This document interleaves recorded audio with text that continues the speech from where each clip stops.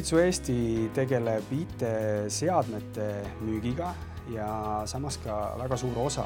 on ka IT-teenused, mida me oma klientidele siis pakume, et seal on siis erinevaid IT-teenuseid, mida siis ühel äriettevõttel võib vaja minna.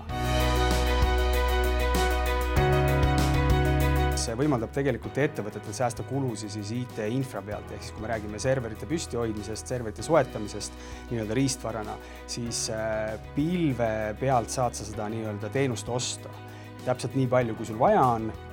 ja kasutada seda, optimeerida seda täpselt nii, nagu sul vaja on. Et kui sa ostad endale võib-olla majja serveri, siis sa pead seda haldama, sa pead teadma täpselt, kui suure sa ostad, kui võimekas ta on ja edasi, ehk siis sul ei ole nagu seda paindlikkust. Et pilveteenused selle koha pealt on nagu väga paindlikud, annavad ettevõtetele nagu väga palju sellist kiiret proovimist, katsetamist ja võib-olla ka uute ärisuundade nii-öelda siis kiiret lanseerimist. Inimesed ju pankades tegelikult raha hoiavad. Et täpselt samamoodi nad on usaldanud selle oma madratsi alt nii-öelda selle raha, eks nad on usaldanud tegelikult pankade kätte. Et täpselt samamoodi on pilveteenustega, et see nii-öelda see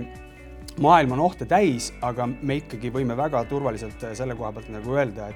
et nendel pilvepakkujatel, pilveteenuste pakkujate nii-öelda see turvalise pool, seal töötavad ühed pädevamad inimesed, kes üldse nii-öelda võib-olla maailmas saada on ja nad tegelevad sellega nii-öelda igapäevaselt ja täiendavad ja täiustavad kogu aeg seda turvalisust. Et ma arvan küll, et ükski ettevõtte naljalt ei pääse nagu turvalise poole pealt sinna lähedalegi. Kui me räägime tavainimesest ja kus tema oma faile nii-öelda hoiustab, see tavaline kõvaketas, et siis see on selline, ma ütleks selle koha pealt, et seal võivad olla füüsilised riskid, ehk siis see võib kaduma minna, see võib katki minna ja nii edasi, eks. Et kui me räägime pilveteenuste sellisest turvalisusest, siis see on ikkagi nii-öelda varundatud ja back-upitud mitmeid kordi. Ehk siis, et kui midagi juhtub, siis seal on alati taga mingisugune varulahendus. Et osad pilved on lihtsalt tehtud rohkem selliseks, mis on nagu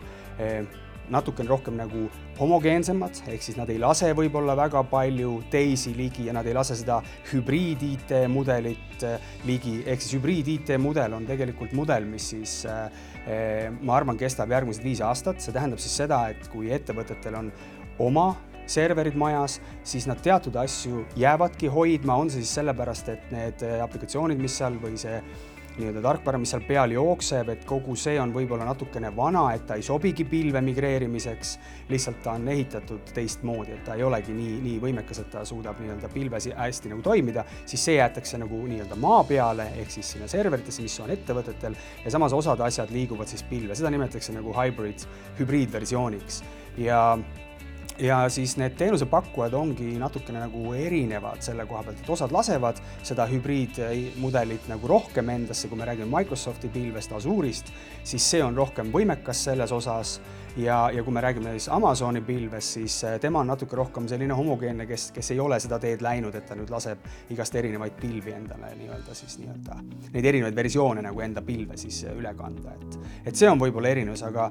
väga palju seal võib-olla tavainimesele mingit muud erinevust tegelikult ei ole, et teenus on teenus.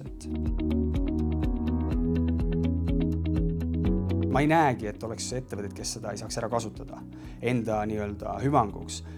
Ma pigem näen siin seda hübriid-IT mudelit, et osadel ettevõtetel sellest samast nii-öelda siis sellest legacy'st või sellest ajaloolisest